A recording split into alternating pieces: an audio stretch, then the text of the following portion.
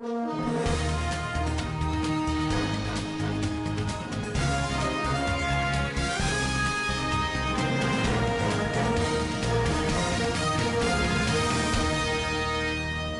and welcome to Standard Voice Television Global News. Today, 8 April 2026, equivalent to Islamic calendar, 28th Shawwal 1447 after the Hijrah of the Noble Prophet.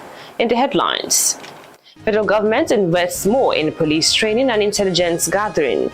Dangote refinery increases fuel price to 1,275 naira and diesel 1,950 naira based on market realities. Federal government moves to check arms proliferation and destroys illegal weapon nationwide. And on the international scene, White House refutes considering nuclear strikes on Iran amid Middle East war. And on sport update, Super Eagles compete in 4 Nations tournaments after 2027 AFCON dates. Details of these and more will be coming to you in the news bulletin. I am Sumaya Mustafa. Stand by. The federal government has unveiled plans to invest more resources in training, intelligence gathering, and modern law enforcement systems. This initiative is part of a broader strategy to transform the Nigeria Police Force (NPF) into a world-class institution. President Bola Ahmed Tinubu disclosed this while speaking at the National Police Day, Grand Parade, and Procession in Abuja, which featured various festivities. Tinubu, who was represented by Vice President SHATTIMA, stressed that no nation can make meaningful progress without a secure social environment, adding that the federal government has a permanent moral duty to empower its security agencies. In his address, the Inspector General of Police, Olatunji Dishu, noted that the police force is aware of expectations and concerns by Nigerians. Moving on, Vice President Shattima has affirmed Nigeria's preparedness to lead Africa in deploying artificial intelligence (AI) to unlock new pathways for the continent's prosperity. Senior Special Assistant to the Vice President on Media and Communications, Stanley Unwocha, in a statement said that Shattima disclosed in Lagos during the official launch of the AI University Innovation Pod, Unipod, at the University of Lagos. He said Shattima, who was represented by the Deputy Chief of Staff to the President, Ibrahim Hadija, noted that AI has become humanity's most powerful general-purpose technology and will continue to serve as a profound engine of creativity capable of augmenting human intelligence and expanding the horizons of human possibilities. He emphasized the need to build digital foundations that enable innovators, government, and enterprise to create solutions that address the country's unique challenges. Earlier, the resident representative of United Nations Development Programme, UNDP, in Nigeria, LCG Atafwa, lauded the Unipod system for ensuring that Nigeria's young population is not only prepared for the future, but is actively engaged in shaping it. Still in the news, the Dangote Petroleum Refinery has again hiked the gantry price of petrol and diesel, further tightening pressure on businesses across Nigeria. A top official at the firm who confirmed the development said the facility adjusted its pricing in response to prevailing international crude oil benchmarks and market realities. The new pricing template indicates that petrol rose by 75 naira per litre to 1,275 naira, while diesel jumped by 200 naira per litre to 1,950 naira. This marks a severe increase from last month's prices of 1,200 naira per litre for petrol and 1,750 naira for diesel, signaling that diesel is now on track to breach the 2,000 naira per litre mark at the pump, further intensifying cost pressures across the economy. The development comes at a time when stakeholders had hoped that increased local refining capacity would help stabilize domestic fuel prices. Peter Obi has advocated for transparency over fresh approvals in the power sector, warning that Nigeria risks remaining stuck in a prolonged electricity crisis. The former Labour Party presidential candidate, in a post shared on his official X handle, questioned the federal government's latest approval of 3.3 trillion naira for power sector liabilities, describing the development as part of a recurring pattern that has yet to deliver results. He also noted that the new approval mirrors previous interventions, pointing out that on May 17, 2024, 3.3 trillion naira were approved for similar obligations, followed by a 4 trillion naira bond on July 25, 2024. The former Anambra State governor expressed worries that despite the repeated financial commitment, electricity supply across the country has continued to deteriorate, referencing earlier assurances by President Bola Ahmed Tinubu during the 2023 election campaign. A new faction of African Democratic Congress ADC has emerged, rejecting the leadership of the David Mark-led coalition and distancing itself from Nafiu Bala's faction. The group led by Don Obinna claimed to represent the authentic National Executive Committee (CWC) of the party.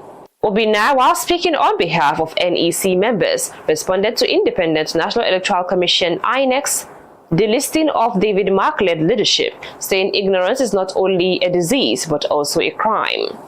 He added that the faction arose from an emergency NEC meeting held on April 7, 2026, resolved to formally dissociate the ADC from David Mark and his coalition, asserting that all actions taken by them in the name of the ADC are not binding on the ADC.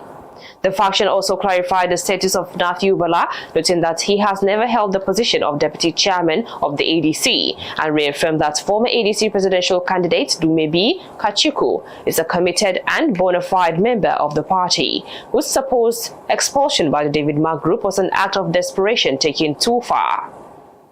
Moving on, the Kaduna State chapter of the African Democratic Congress ADC has accused authorities of targeting Nasser El-Rufai and other opposition figures with sustained political pressure. ADC chieftain and former commissioner for education, Professor Mohammed Sani Bello, at a news conference, said the party ADC is expressing worries over what it described as actions driven by political motives and capable of undermining democratic standards. The party argued that recent events surrounding El-Rufai are not isolated, adding that the ADC form part of a broader strategy to weaken its political influence. Among the issues raised were his omission from a ministerial appointment, ongoing proceedings at the Kaduna State House of Assembly, and the arrest and detention of some of his associates. The ADC-listed individuals it said were affected including Bashir Saidu, Jafar Ibrahim Sani, Jimmy A. Lowell, and Aisha Galadima. It also alleged that key agencies such as the Independent Corrupt Practices Commission, the Economic and Financial Crimes Commission (EFCC), and the Department of State Services (DSS) are being used in ways that suggest selective enforcement. The news is coming to you on Standard Voice Television Global News. Still to come in the news. Federal government moves to check arms proliferation and destroys illegal weapons nationwide.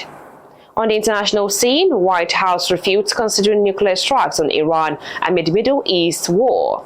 And on sport updates, you will hear that Super Eagles compete in Four Nations tournament after 2027 AFCON date. Details of these and more will be coming to you after this break. Do stay tuned.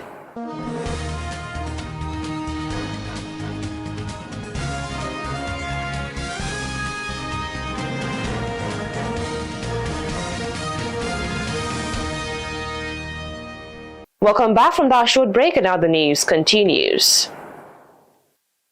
The federal government has so far destroyed over 16,000 illegal arms and ammunition as part of efforts to curb violent crimes across Nigeria. The Director General of the National Center for the Control of Small Arms and Light Weapons, Johnson Babatunde Kokumo, made this known during a visit to the Northwest Zonal Office of the center, where he addressed staff and stakeholders on the mandates and activities of the agency. Kokumo, a retired Deputy Inspector General of Police, stated that the proliferation of small arms and light weapons remains a major driver of insecurity in Nigeria, linking it to banditry in the northwest, insurgency in northeast, separatist agitations in the southeast, as well as kidnapping and armed robbery in other parts of the country. He added that the agency operates in line with the ECOWAS Convention with the core mandate of controlling the proliferation of small arms and light weapons. Earlier, the Northwest Zonal Director of the Center, Commodore Jamil Mukhtar, listed some achievements recorded to include intelligence gathering, sensitization programs, capacity building training, and stakeholder engagement. Still in the news, an Abuja High Court has sentenced 5 terrorism convicts to various jail terms, including 20 years imprisonment. The court also remanded another suspect who pleaded not guilty to terrorism charges as the federal government began a fresh phase in the mass trial of 500 suspects. The presiding judge, Justice M.O. Olajuwon, remanded Babagana Umar, accused of rendering support by supplying spare parts to Boko Haram, in the custody of the Department of State Services (DSS) after he denied a 3-count charge bordering on alleged support for Boko Haram. In a separate case, Justice Olajuwon convicted Yusuf Tugar Abacha to 20 years imprisonment after he pleaded guilty to professing membership of Boko Haram, withholding information about a member of a group, and participating in attacks. Meanwhile, in a related proceedings before Justice Binta Nyako, 4 other defendants were convicted and sentenced in separate cases. Also, a defendant who pleaded guilty to membership of Boko Haram, provision of material support and handling of funds linked to the group was sentenced to 10 years on each of 4 counts to run concurrently, among others. The Zamfara State Government has set up a Social and Behavior Change (SBC) Technical Working Group (TWG) to provide strategic guidance, technical support and coordination for UNICEF SBC interventions throughout the state. Permanent Secretary of the Ministry of Information and Culture, Mohammed Salihu Anka, in a statement disclosed that the committee was inaugurated on April 2, 2026 during a cross-sectoral meeting in Gusau. The meeting was chaired by the Permanent Secretary, Ministry of Budget and Planning, Sani Abubakar Bukuyum, with the support of the Permanent Secretary, Ministry of Information and Culture, Mohammed Salihu Anka. He added that the committee is designed to foster multi-sectoral collaboration and integration in the development, implementation, monitoring, and evaluation of SBC strategies that promote the adoption of positive behaviors and social norms at individual, community, institutional, and policy levels. Moving on, the federal government is set to introduce a mass savings and AHIME aimed at reducing reliance on borrowing and expanding domestic investment. Minister of Finance and Coordinating Minister of the Economy, Wali Edun, announced this during a panel session at the launch of the latest Nigeria Development Update by the World Bank in Abuja. He noted that the initiative would enable Nigerians across income levels to invest and earn returns while supporting economic growth. Edun also explained that there are mass savings schemes which allow people at all levels of society to save and earn unearned income, including from companies such as refineries and other large firms listed on the stock exchange. The minister added that the government was deliberately shifting away from heavy reliance on debt financing, particularly amid rising borrowing costs. And on the international scene, the White House has refuted that statement by Vice President J.D. Vance about military operations in Iran had contained any suggestion of a U.S. nuclear strike against the Islamic Republic. After Vance said U.S. forces have tools they so far have not decided to use to enforce a dramatic ultimatum from President Donald Trump.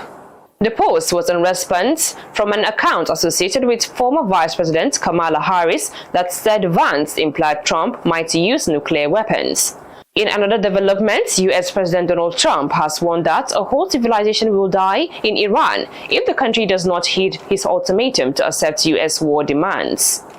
The widely provocative statement, the latest in a recent torrent of strident language by Trump, prompted swift and severe criticism, with one of his former close allies calling for his removal from office. And lastly, on sport updates, Super Eagles is expected to have another shot at continental glory after the Africa Cup of Nations 2024 AFCON dates were officially confirmed by Confederation of African Football (CAF). CAF disclosed that the tournament will run from June 19 to July 18, 2027, marking a return to a summer schedule. The competition will be jointly hosted by Kenya, Tanzania, and Uganda, representing a shift from the previous edition in Morocco, which was staged between December 2025 and January 2026. For the Eagles, the tournament presents another opportunity to chase a fourth AFCON title. The Super Eagles under Eric Schell secured a third-place finish at the last edition and will be aiming to go even further this time. CAF, however, remains optimistic that the 3 countries will accelerate their preparations and meet the required standards ahead of the 2027 showpiece. Finally, on the news, here is a recap of the top stories again. Federal government invests more in police training and intelligence gathering. Dangote refinery increases fuel price to 1,275 naira and diesel 1,950 naira based on market realities. Federal government moves to check arms proliferation and destroys illegal weapon nationwide. And on the international scene, White House refutes considering nuclear strikes on Iran amid Middle East war. And on sport update, Super Eagles compete in 4 Nations tournaments after 2027 AFCON dates. And that's the size of the news on Standard Voice Television Global News. Our next bulletin comes up to you later. On behalf of the news editor, Elia Adamu Auta, and the production crew, I am Sumaya Mustafa, thanking you and bye for now.